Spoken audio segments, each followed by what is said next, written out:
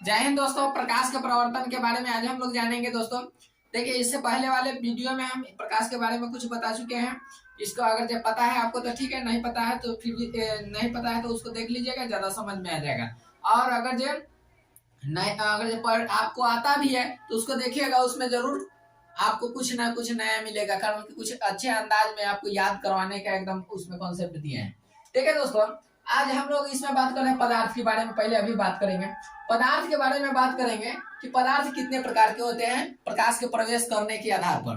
ठीक है ना दोस्तों। तो देखिए दोस्तों, प्रकाश जो होता है तीन प्रकार के, सॉरी, पदार्थ तीन प्रकार के होते हैं। एक पारदर्शी पदार्थ है। तो पारदर्शी पदार्थ किसे कहते हैं?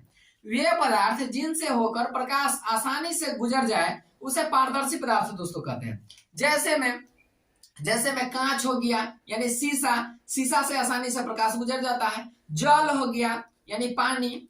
दूसरी चीज है हवा। देखिए, हवा है और हवा में क्या होता है, हम फिर भी दूर तक ले देख लेते हैं। दूसरा होता है ना परभाषी पदार्थ किसे कहते हैं?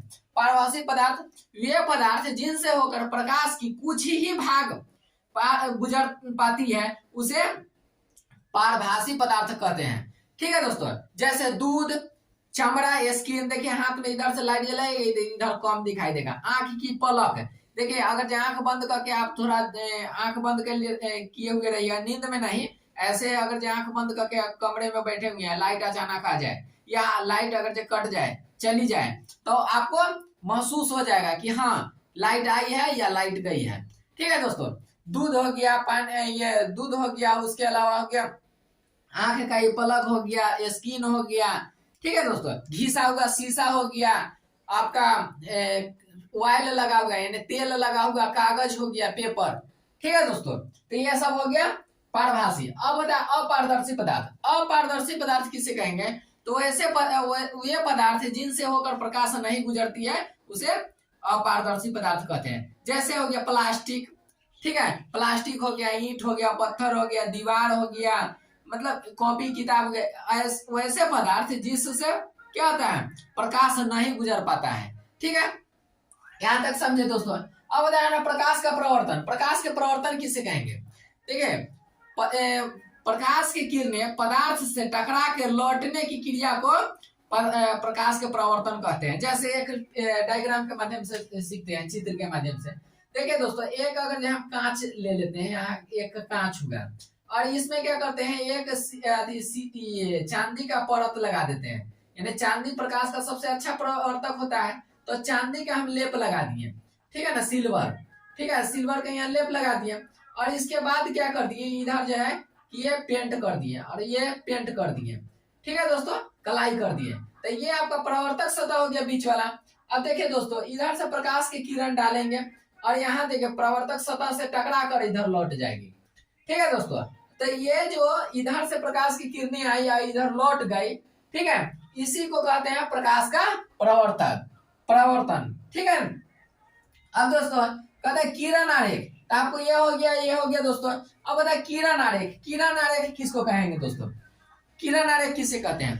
तो प्रकाश के किरण के पथ को दर्शाने वाली चित्र को प्रकाश के किरण आरेख कहते हैं। जैसे देखिए दोस्तों, ये जो प्रकाश की किरण आ रही है और इधर लौट रही है, यानी कि इधर लौटती है, तो इसी को ये जो चित्र जो दिखा रहा है, इस चित्र को ही किरण आरेख कहते हैं।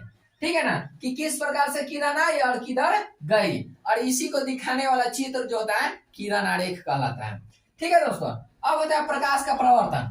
देखिए, प्रकाश का प्रवर्तन के दो नियम होते हैं। दो नियम है, इसको जानने के लिए दोस्तों क्या करना होगा, इससे पहले कुछ इधर के जानना होगा। ये क्या होता है, आपतित किरण। तो ये देखिए, ये सब समझना बहुत आसान है। इसको देखिए, एक डायग्राम के माध्यम से, फिगर के माध्यम से आप लोग समझ जाइएगा। जैसे यहाँ एक हम ले लिए प्रवर्तक सतह। ठीक है, नीचे से पेंट कर देंगे, तो पेंट करने के बाद ही प्रवर्तन होता है। तो ये कांच था मान लीजिए, और इसको हम पेंट कर दिए, तो पेंट कर दिए या और इसमें प्रवर्तक सतह लगा था। तो देखिए, यहाँ से एक बल्ब है, यहाँ एक बल्ब है, ये बल्ब है, और इसमें दोस्तों क्या होगा कि ये ग्लो कर रहा है, यानी कि प्रकाशित हो रहा है, प्रकाशमान है, इसमें बिजली आ रही है, तो इससे प्रकाश की किरण निकल रही है। प्रकाश की किरण निकल रही, चारों तरफ प्रकाश की किरण निकल रहा है। तो देखिए, एक प्रकाश की किरण जो है यहाँ से इससे यहाँ आया, ठीक है ना, यहाँ आया, ये परावर्तक सतह पर पड़ा। तो देखिए इसी को कहते हैं कि प्रकाश के किरणें परावर्तक सतह पर पड़ने वाली या गिरने वाली किरणें को आपतित किरण कहते हैं। तो क्या हो गया, आपतित किरण हो गया। देखिए यहाँ से प्रकाश के स्रोत से ये क्या होगा, आया और आके यहाँ परावर्तन सतह हो गया और यहाँ आके इस पर गिर गया। और जो किरण आ रही है, देखिए आ रही है तो आपतित, ठीक है। अब होता है आपतन बिंदु। तो प्रकाश के किरणें परावर्तक सतह पर जिस बिंदु पर गिरती है या जिस बिंदु पर पड़ती है उस बिंदु को आपतन बिंदु कहते हैं। क्या कहते हैं, आपतन बिंदु। देखिए यहाँ से प्रकाश की किरणें आई और यहाँ गिरी और ये जिस बिंदु पर गिरा यानी परावर्तक सतह के जिस बिंदु पर गिरा उसी को क्या कहते हैं, आपतन बिंदु, ठीक है दोस्तों। अब होता है ना परावर्तन बिंदु यानी परावर्तित किरण। परावर्तित किरण क्या कहते हैं, किसे कहते हैं, तो परावर्तक सतह से टकराकर लौटने वाली किरणों को परावर्तित किरण कहते हैं, परावर्तन किरण कहते हैं, ठीक है ना। तो ये परावर्तित, देखिए यहाँ से आया, ये किरण आया, यहाँ से लौट के इधर परावर्तित हो गया, तो इसे कहेंगे परावर्तित किरण, ठीक है दोस्तों।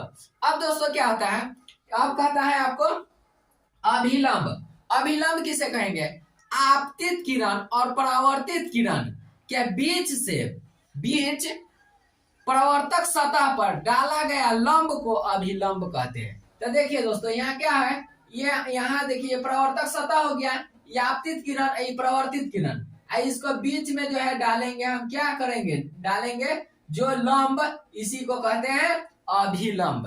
तो इसको क्या कहेंगे, ये रेखा को, इसको टूटी हुई लाइन से दिखाते हैं दोस्तों, क्या इसको टूटी हुई लाइन से दिखाते हैं, तो इसे कहते हैं अभिलंब।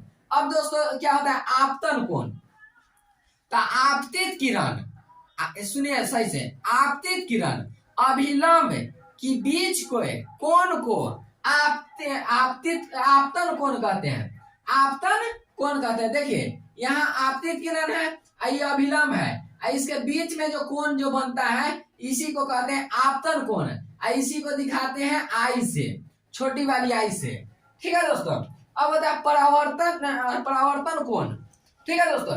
तो परावर्तन कोण किसे कहते हैं, तो परावर्तित किरण और अभिलंब के बीच के कोण को परावर्तन कोण कहते हैं। और परावर्तन कोण को दिखाते हैं छोटी आर से, ठीक है दोस्तों। क्या चीज से दिखाते हैं, छोटी आर से, ठीक है, समझ गए दोस्तों। अगर ये दिक्कत होगा तो इसको फिर से वीडियो देख लीजिएगा। और देखिए दोस्तों मेन ये डायग्राम है, ये अगर जो फिगर आप समझ रहे हैं तो इसका डिफिनेशन परिभाषा ऐसे हम बोल भी दिए हैं और अपना से भी आप लिख सकते हैं, खुद से भी लिख सकते हैं।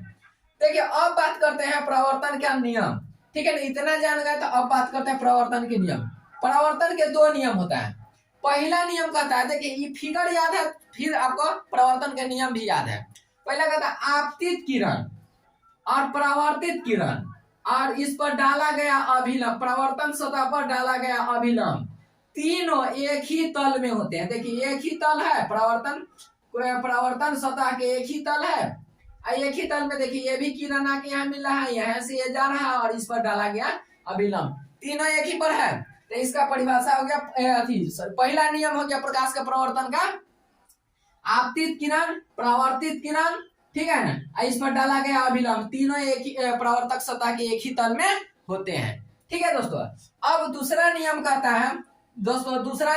है आपतन कोण परावर्तन कोण, ठीक है ना। तो आपतन कोण किसे कहेंगे, तो आपतित किरण, सॉरी ये तो हो गया दोस्तों। अब दूसरा नियम कहता है आपतन कोण यानी ये वाला कोण और परावर्तन कोण यानी ये वाला कोण, दोनों क्या होता है, बराबर होता है, यानी आई बराबर आर होता है, आई बराबर आर होता है, यानी आपतन कोण परावर्तन कोण के बराबर होता है। बस दूसरा नियम भी खत्म। जैसे कहने का मतलब होगा कि ये 30 डिग्री का होगा तो ये भी 30 डिग्री का होगा, ठीक है ना। जितना डिग्री के कोण बना के ये आएगी आपतित किरण, उतना ही डिग्री के कोण बना के परावर्तित किरण निकल लेगी। जैसे यहाँ 45 डिग्री होगा तो ये भी 45 डिग्री होगा। जितना डिग्री के कोण बना के अगर आपतित किरण आएगी उतना ही डिग्री के कोण बना के परावर्तित होगा, ठीक है दोस्तों। यही नियम है। नेक्स्ट इसका जो बचा है अगले वीडियो में दे देंगे। थैंक यू दोस्तों।